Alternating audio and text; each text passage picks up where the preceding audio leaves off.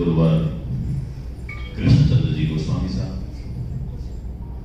यहाँ पर हम सबको एकत्र करने वाले उसके सूत्रधार के रूप में आदरणीय एम गोविंदराजन साहब और सामने विराजमान विभिन्न भाषाओं में भारतीय ज्ञान परंपरा को अपने हिसाब से व्याख्यायित करते हुए उस चिरंतन धारा को प्रवाहित करने वाले तमाम विद्वजन को मैं प्रणाम करता हूं। मैं बात शुरू करने से पहले आभार ज्ञापित करूंगा मेरे परम मित्र प्रोफेसर शिव शरण जी कौशिक जो राजस्थान में है। उन्होंने सौभाग्य दिया कि मुझे प्रोफेसर कृष्णचंद्र जी गोस्वामी साहब से मिलवाया। दर्शन तो यहाँ आकर के ही हुए, मैं मिला नहीं हूं कभी कृष्णचंद्र जी गोस्वामी से। यहाँ आकर के चेन्नई के एयरपोर्ट पे जब हम उतरे थे तो मुझे दर्शन का सौभाग्य मिला, लेकिन शिव शरण जी ने मुझे कुछ आदेश दिया कि तिरुकुरल नाम का एक ग्रंथ है, उसके 10 कुरल उन्होंने भेजे कि इसका ट्रांसलेशन राजस्थानी कविता में तुम्हें करना है। मित्रों के बीच में और हम लोग जिस संस्कार में पले, वहां पूछने का रिवाज नहीं है कि क्यों करना है। जब उन्होंने फोन पे भेजा तो मुझे आदेश मिला कि मेरे बड़े भाई ने मुझे लिखा है, मैंने 10 को मेरे हिसाब से दोहाबद्ध करके भेज दिया। मुझे ये भी मालूम नहीं था कि मुझे कोई ट्रांसलेशन का काम भी करना है, लेकिन शिव शरण जी ने गुरुदेव के पास में भेजा तो कबीर ने लिखा ना कि गुरु गोविंद दोहू करे काके लागू पाए। तो मैं गुरु के चरणों में वंदन करता हूं, उन्होंने गोविंद से मिलाया, यानी शिव शरण जी ने कृष्णचंद्र जी से मिलाया, कृष्णचंद्र जी ने गोविंद जी से मिलाया। और गोविंद के प्रति आभार कि आपने एक बड़े गुरु से मिला दिया, और तिरुवल्लुवर के रूप में एक बड़ा गुरु जिसको सुनने का, उनके प्रति श्रद्धा का भाव जगाने का, उनके साहित्य को पढ़ने का ये सौभाग्य आपने दिया। हाँ ठीक है, क्योंकि क्लास में इतना बोलने की आदत है मेरी, और हम लोगों ने जब जीवन में थोड़ा सा बोलना सुनना शुरू किया, हमारे तो गाँव में न तो माइक होता था न कुछ बात, हमने डिंगल के जिन छंदों के साथ में बोलना शुरू किया वो तो 5000 लोगों के बीच में वैसे ही बोलने थे, कुछ नहीं। इसलिए हम लोगों को बोलने की आदत उसी रूप में है। मैं गोविंद राजन साहब का आभार ज्ञापित करूं, इतनी विद्वत सभा से मिलने का और जानने का। जब कुएं का मेंढक होता आदमी को, उसको लगता है कि मैं पता नहीं क्या हूं, लेकिन बाहर निकल के देखते हैं तो जिस दिन हमने प्रोफेसर राजगोपालाचार्य जी को सुना तो लगा कि क्या यूनान मिस्र रोमा सब मिट गए जहां से, कुछ बात है कि हस्ती मिटती नहीं। हमारे ज्ञान के लोग ये ज्ञान की परंपरा कुछ भी चुरा के ले जाएंगे हमसे, लेकिन क्या राजगोपालाचार्य जी के कंठ में विराजमान सरस्वती की स्थाति को ले सकते हैं क्या?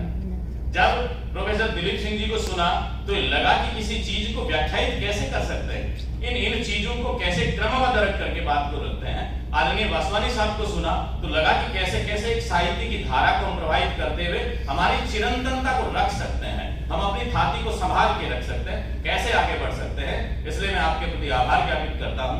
बात को शुरू करता हूं कि मैं भी चाहता हूं कि मैं कृष्णचंद्र जी गोस्वामी साहब को ज्यादा सुनूं, इसलिए समय मुझे जितना लेना है मैं बस 15-20 मिनट में अपनी बात पूर्ण करूंगा, फिर गुरु जी उसमें।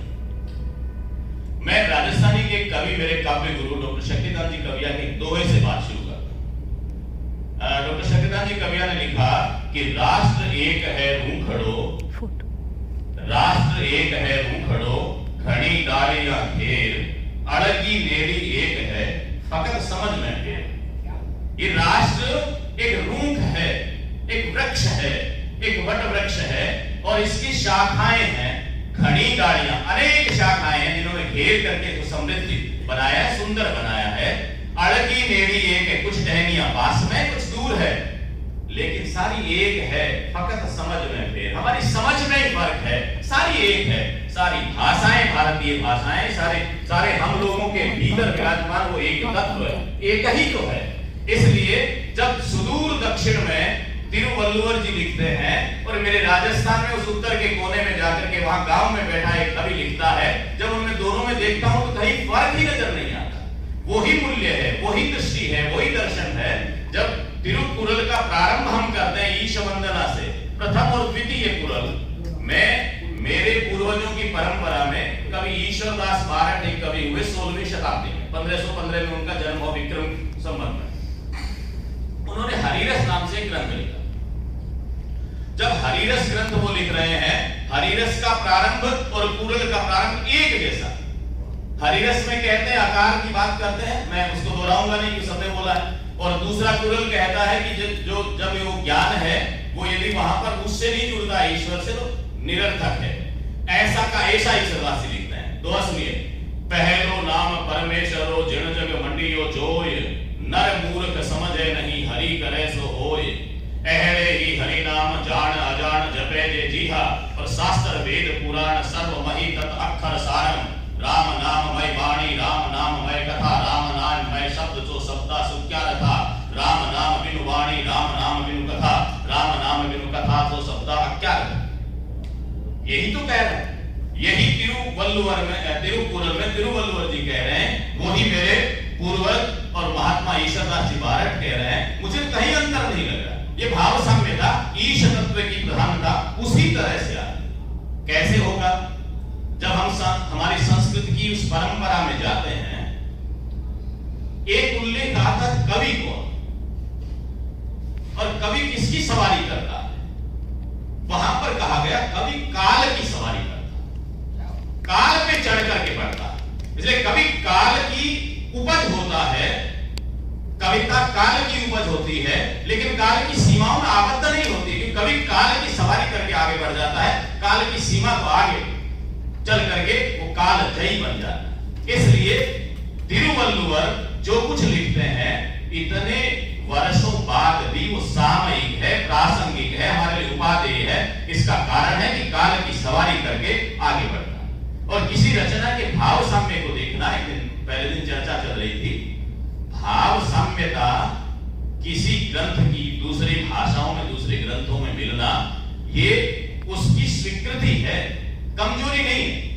कि किसी ग्रंथ की वहां भाव साम्यता मिल रही है, वो पहले भी किसी ने लिखा है, बाद में भी किसी ने लिखा है। अरे तो हमारे पास में वहीं से तो आया है, कहीं न कहीं से तो हम यदि कल्पना भी किसी की करते हैं तो है, तब कर रहे हैं। इसलिए वो स्वीकृति तिरुकुरल की हमारे सामने, उसकी प्रासंगिकता कहीं कमजोर नहीं हो रही है। वृहदता है कि विभिन्न भाषाओं में वो मिल रहे हैं। रचनाकार का काम होता है संस्कारों और मूल्यों का संरक्षण करना, संवर्धन करना और हस्तांतरण करना, अगली पीढ़ी में हस्तांतरित करना। और ये काम हमारे साहित्यकारों ने किया। राजस्थानी में एक कवि हुए चालकदान रत्न, जिन्होंने पंचरत्न प्रभाकर नाम से ग्रंथ लिखा। देव स्तुति, देवी स्तुति, हरि यश, प्रेम रत्न और मदन विडंबन रत्नाकर, 5 एक साथ में रत्नाकर और पंचरत्न प्रभाकर उनका ग्रंथ है। उसके एक भाग का मैंने संपादन किया, देवी स्तुति रत्नाकर। उन्होंने एक दोहा लिखा, सुकवि न होते सृष्टि में, रचते ग्रंथ न रीति, शक्ति दान हरि सूर की, केहि विद रहती प्रीति। यदि ये सुकवि नहीं होते संसार में तो फिर न शक्ति का पता रहता, न दान का पता नहीं रहता, न शूरवीरों का पता रहता। हमारे सामने होता क्या? ईश्वर को कैसे जानते? उदयपुर में महाराणा राजसिंह हुए, राजस्थान के कवि भी, राजस्थान के राजा भी बहुत अच्छे कवियों में। तो राजसिंह कवियों के बहुत प्रशंसक भी थे, खुद कविता करते। उन्होंने कहा कि मैं राम से पहले कवि की वंदना करना चाहता हूं। लोगों ने कहा कैसे करना चाहते हो? उन्होंने कहा मैं राम को, कृष्ण को मैंने देखा नहीं, उनको मैं इसलिए जानता हूं कि महर्षि वाल्मीकि हुए, महर्षि वेदव्यास हुए, इसलिए मैं राम और कृष्ण को जानता हूं। तो पहले उनकी वंदना करता हूं। उनका छप्पे सुनिए कि कहां राम कहां लखन नाम रहियो रामायण, कहां कृष्ण बलदेव प्रकट भागवत पुरायण, वाल्मीकि सुख व्यास कथा कविता न करंता, कवण स्वरूप सेवंत ध्यान मन कवण धरंता, राज सिंह कहे जग राण रो सुनो सजीवन लखना, जग नाम अमर चाहो जिके तो पूजो पाव कवेशना। यदि संसार में अमर नाम चाहते हो तो कवियों की चरण वंदना करना शुरू करिए, क्योंकि ये है जिन्होंने हमको सब कुछ। संसार में क्या है? सब अन्योन्याश्रित है, एक दूसरे से जुड़े हुए, एक नहीं तो दूसरा नहीं। हमारे यहाँ का एक कवित्व है, लोक में, राजस्थान के लोक का कवित्व है। धरा जो न होत तो सुमेर को अधार कहा, शेष जो न होत तो धरा को कौन धरतो, और समुद्र जो न होत तो जल को सुमेर कहा, इंद्र जो न होत तो समुद्र कौन भरतो, और मरण कहा राम जो न होत तो रावण कैसे मरत हो, और श्रोता जो न होत तो कवि को दाद दे तो कौन, और कवि जो न होत तो कविता कौन कर दो। एक दूसरे से जुड़े हुए सारे। इसलिए कवि ने संसार के उन सारे मूल्यों को जिंदा रखते हुए अगली पीढ़ी में बढ़ाया है। कुरल की बात करता हूं क्योंकि मुझे गुरुदेव को सुनना है। तो एक कुरल की बात 17 नंबर कुरल है। तिरुकुरल में लिखा गया, समुद्र का जल पीकर यदि बादल उसी पर जल न बरसाता तो विशाल सागर की भी जलहीन हो जाता। अब मेरे राजस्थान के लोक में किसान जो खेत में काम कर रहा है वो इस बात को कैसे बोलता है कि हम तो पानी की कमी वाले लोग हैं, हमारे यहाँ तो बादलों पर वर्षा पर मेघ को मोटो ठाकर मेघ, हमने तो संसार का सबसे बड़ा ठाकुर मेघ को माना। राजस्थान में इस तरह के दोहे, इस तरह के काव्य लिखे गए। हमारे यहाँ बरसात पर बहुत काव्य है, बादलों पर बहुत काव्य है। वहां पर गांव में खेतों में काम करने वाले बादल और समुद्र के बीच के संवाद के दो दोहे बोलते हैं और वो एग्जैक्टली तिरुकुरल से मिलता है। वो क्या कहते हैं, समुद्र ने जब बादल की गर्जना सुनी, बादल को गरजते हुए सुन करके समुद्र को गुस्सा आया। समुद्र तो बड़ा है, जब छोटे वाले थोड़ा गर्जना करते हैं तो बड़ों को गुस्सा आ जाता है। मेरा थोड़ा सा बोलना गुरुदेव को अखा जाएगा, ज्यादा बोल तो लगता है। तो समुद्र ने बादल से कहा, मोही ते जल लेत है मोह पर ही बरसंत, अरे निलज्जा बादला गुण के ही गर्जन, मुझसे पानी लिया मुझी पे वापस बरसा दिया, निर्लज तुझे शर्म नहीं आती, कौन से गुण के कारण गर्जना कर, गर्जना की क्या बात है, मेरा था मुझे लौटा दिया।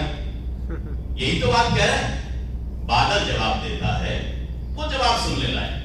बादल बड़ी विनम्रता से जवाब देता है, हाँ श्रीमान सच बात है, तो ही ते जल लेता हूं तो पर ही बरसा, आप ही से तो पानी लेता हूं, आप पर ही बरसता हूं, लेकिन कुछ गुण है जिसके कारण गर्जना करता हूं, मेरी गर्जना की रक्षा आपको करनी पड़ेगी।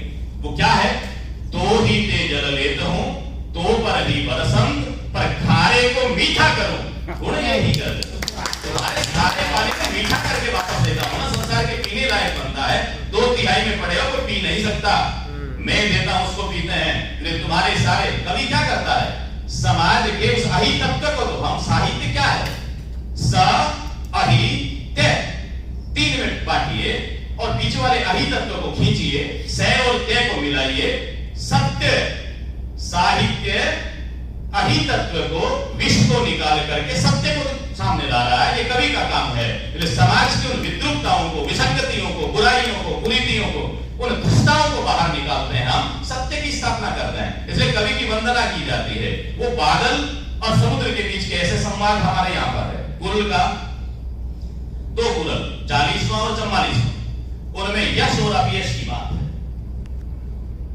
पहले में 40 में अपयश से बचने की बात, 44 में भी अपयश से बचना कि धन संपदा आपको करनी है, अपयश से बचते हुए धन कमाइए और फिर धन का दान कीजिए। हमारे राजस्थान में भजन गाने वाले लोग, किसी किताब पढ़ने वाले, कोई डिग्री लेने वाले नहीं, गांव में भजन गाने वाले, लोक साहित्य वाले 2 दोहे बोलते हैं और हर जागरण में बोले जाएंगे, हर गांव में बोले जाएंगे। 2 दोहे क्या, पहला ये, आया सो जासी अवश्य कहा राव कहा रंग, जस पीछे रह जाएगो कह रह जाए कलंक। जो आया है वो संसार से जाएगा, वो राजा है कि रंग है कोई फर्क नहीं पड़ता, 2 चीजें पीछे रहेंगी, या तो यश बचेगा या कलंक बचेगा, 2 चीजें बचने वाली है।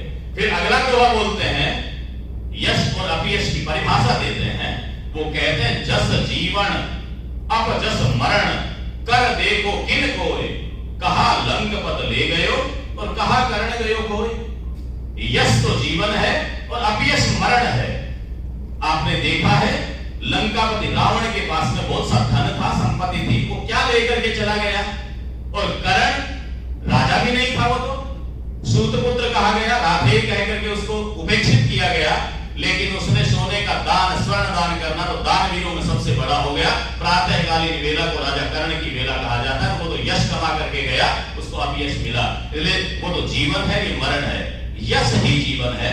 इस रूप में तिरुवल्लुवर जी से राजस्थानी के साहित्यकार मिलते हैं, बहुत सी चीजें हो सकती है। मैं एक बात ये अवश्य है, बाकी सारे ग्रंथ जो हम पढ़ते हैं उन ग्रंथों में जहां कोई भी रचनाकार लिखता है तो देश काल परिस्थिति कुछ पात्र पौराणिक कुछ आ जाते हैं।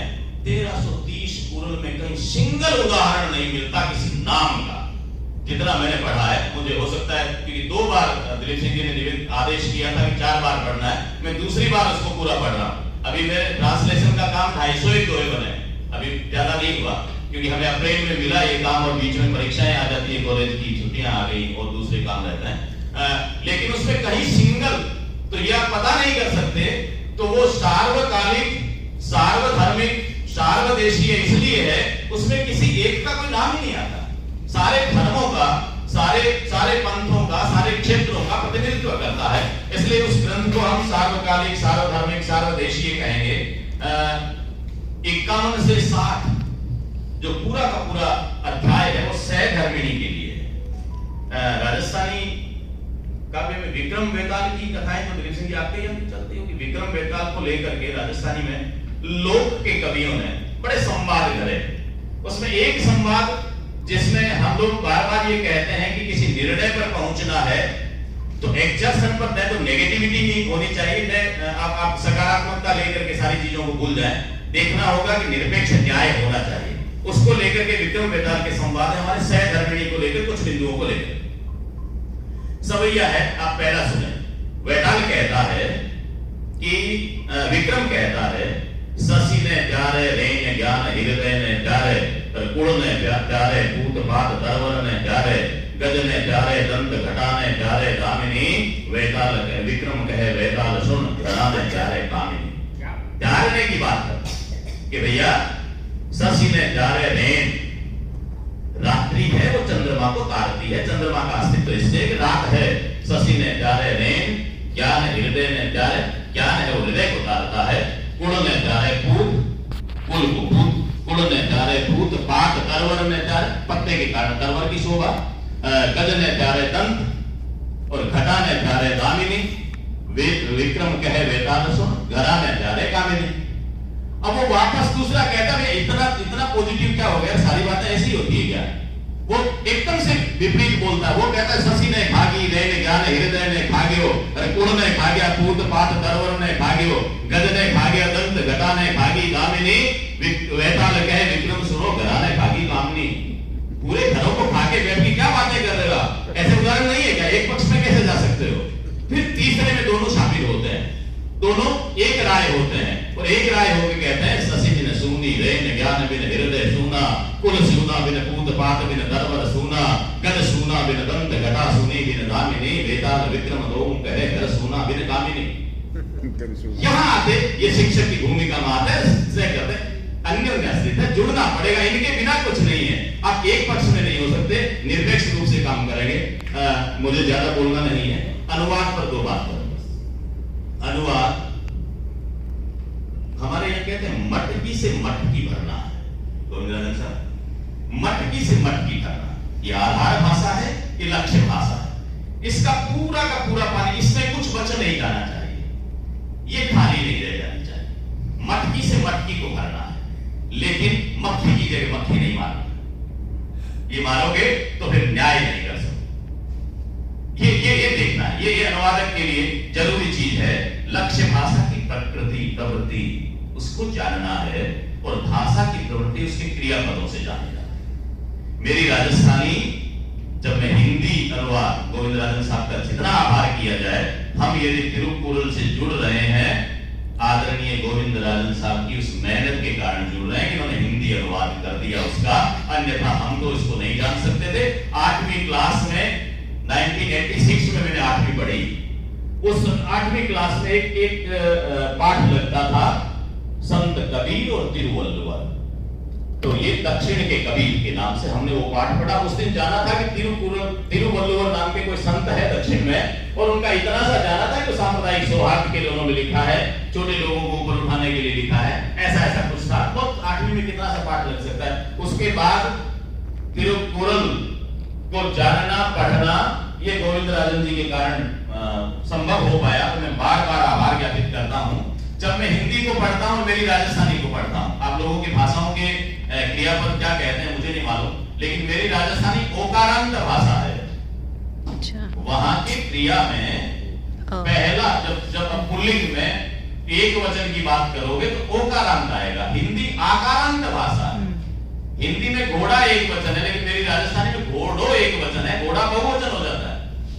इसलिए मुझे जब पढ़ना होगा उन दोहों को पढ़ूं या गोविंद राजन साहब के अनुवाद को पढ़ूं और मेरी राजस्थानी में ट्रांसलेट करूंगा तो मुझे वो देखना पड़ेगा।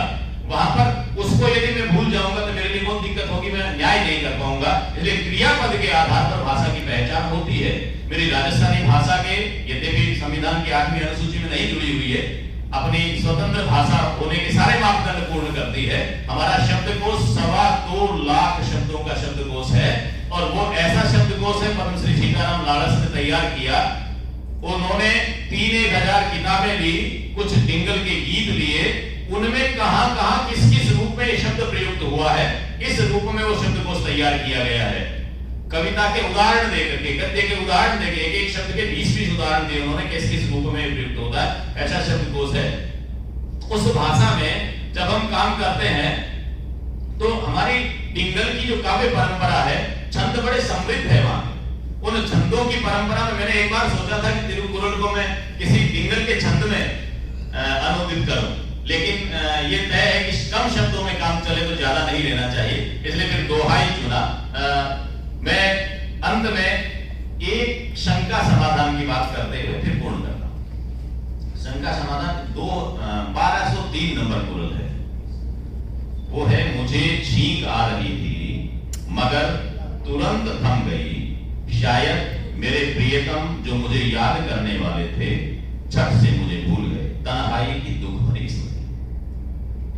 यहां पर छींक वाला विषय है। हमने बार बार चिंतन करने की कोशिश की। छींक याद के लिए संपूर्ण भारत के लोक जीवन में कहीं नहीं है, हमारे में है, आपके हमारे इधर हिचकी तो अच्छा। यहाँ तमिल के लिए कल गोविंद राजन सर से भी मैं बात कर रहा था, यहाँ भी आज तो याद के लिए हिचकी है, हिचकी सब जगह है।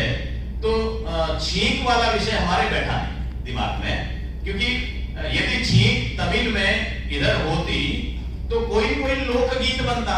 इन हिचकियों का तो बहुत सारे लोकगीत हैं, बहुत सारा लिखा गया है। तो इस पर विचार करना है। मैंने जो दोहा लिखा, मैं जो सोच रहा हूं,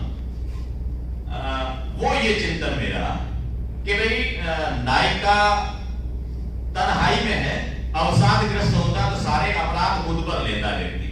जब कमजोरी में आता है तो खुद पर कि मेरा ही भाग्य नहीं था, प्रियतम नहीं मिल पा रहा, तो मन में सोच रहे कि पति ने मुझे याद किया और मैं चलने को तैयार हुई क्योंकि उनकी स्मृति में जाना है ना। लेकिन छींक आ गई और हमारे यहाँ पर छींक अपशकुन है। छींक आ जाती तो आदमी चलते हुए रुक जाता है, इसलिए मैं रुक गई। मैं रुकी इतने में पति की स्मृति से निकल गई, इसलिए मैं उनसे मिल नहीं सकती। मैं इस रूप में दोहा सुने आप, मैंने लिखा कि प्रिय चितारी मैं चली, प्रियतम ने मुझे चितारा, याद में आई, मैं चली, आई छींक अभाग, लेकिन अभागी छींक आ गई उसमें बीच में। पग थमता प्रिय तीसरी, जैसे ही मेरे पांव रुके प्रियतम ने मुझे विस्मृत कर दिया। मिल न सकी निर्भाग, मैं निर्भागी रह गई, मिल नहीं सकी उनसे। ऐसे हमारे रीतिकाल के कवियों में देव को पढ़िए, देव ने लिखा गोपी है, उसको सपना आ रहा है, सपने में कृष्ण कहते हैं चलो झूलने को चलते हैं। झीनी झीनी जहरी जहरी बूंद है, परत मानो गहरी गहरी घटा घिरी है गगन में, आज कहो शाम मौसम चलो झूलने को संग भूली ना समानी ऐसी भाई हो मगन में। और चाहत उठोई उड़ गई सो निगोड़ी नींद, सोई गए भाग मेरे जागी वा जगन में, आंख खोल देखूं तो न घन है न घन श्याम वे छाई बूंद मेरे आंसू वे गगन में। कृष्ण का चलो मैं उठना चाहे तो निगोड़ी नींद टूट गई। ऐसा ही कहीं हो सकता है क्या? क्योंकि अभी ये फाइनल तो नहीं हुआ, पर मेरी शंका समाधान का ये था। मैं अंत में आभार ज्ञापित करूं गोविंद राजन जी के प्रति, आप सबके प्रति, हमारे राजस्थानी के कवि सभी के साथ में। जिसके पास में जो होता है सर वो देता है कि होम मंजू माली तो गुण माल गूंथ गूंथ कोई के प्रसन्न पुण्य प्रभु पे दिया करूं। होम सुर ज्ञानी तो सुर को तरानो साज, सुर ताल भावले भक्ति के भरा करूं। ओम धनवान नीति वस्तु को नजर करूं, ओम धनवान तो फन पे गिरूं मरूं, पर एक दिन अंक ऐसो प्रभु ना प्रदान कियो, तो भावों के सिवाय भेंट ही कहा करो। बहुत बहुत आभार। मुझे सुना, ये अवसर दिया। पुनः पुनः आपके श्री चरणों में वंदन। आपकी अनुमति से अब तक आप लोगों ने जिनको सुना था, आपने डॉक्टर गजानंदाचार्य जी आचार्य एवं प्राचार्य राजकीय कन्या महाविद्यालय लाडू राजस्थान हिंदी एवं राजस्थानी में साहित्य सर्जना कर रहे हैं। ये पंचमुखी प्रतिभा वाले हैं, मतलब कवि, निबंधकार, समालोचक, अनुवादक एवं संपादक से पंचमुखी प्रतिभा वाले हैं। अब तक उन्होंने जैसे कहा गया कि कोई लड़की देखने गए, लड़की के बारे में चर्चा होते हुए कहा गया कि वो लक्षण बताते हैं। हम तमिलनाडु में सामान्य 10 लक्षण देखते हैं, 10 लक्षणों में 5 से ज्यादा हो तो शादी करा देते हैं। ये बताएगा 22 लक्षण देखे गए, 22 लक्षणों में बताया गया, इन 22 लक्षणों में 20 लक्षण सम में 2 लक्षण कम हो गए। तब उनके लिए बड़ी बंगला मिलेगा, पैसा मिलेगा, कार मिलेगा, सब कुछ मिलेगा। तब लड़के ने पूछा वो 2 लक्षण जो नहीं है उसको बताइए। तब उन्होंने बताया लड़की को खुद की समझ नहीं, बताने पर भी बनती है। वैसे 22 लक्षण माने जाते हैं, वैसा नहीं है। इन्होंने 22 पुस्तकें लिखी हैं, जिससे 22 पुस्तकें आपने प्रकाशित भी कर दी। राजस्थान की शास्त्रीय कविता हिंगल काव्य में विशेष रुचि है आपकी। राजस्थान का ग्राम्य जीवन एवं साहित्य विषय पर PhD आपने की है। उन्होंने अनुवाद कार्य में और किया है। डॉक्टर राजेंद्र प्रसाद द्विवेदी की अकादमी से पुरस्कृत निबंध संग्रह उजाड़ पर्व का राजस्थानी में अनुवाद किया है और नक्सल केरिया के निबंधों का भी अनुवाद आस्वारी मंदाकिनी नाम से प्रकाशित हुआ है। पंजीकृत PhD शोध निर्देशक भी आपके अध्ययन में बहुत सारे हैं और उनकी भाषा सुनने पर जो मधुरता है, सुनते हुए मीठा मिठास जो लगी वो मुझे बहुत अनुभव हुआ सर। और मैं आपकी विशेष आभार करते हुए हमारे वीडियो क्लोज करो। अध्यक्ष महोदय जी आपसे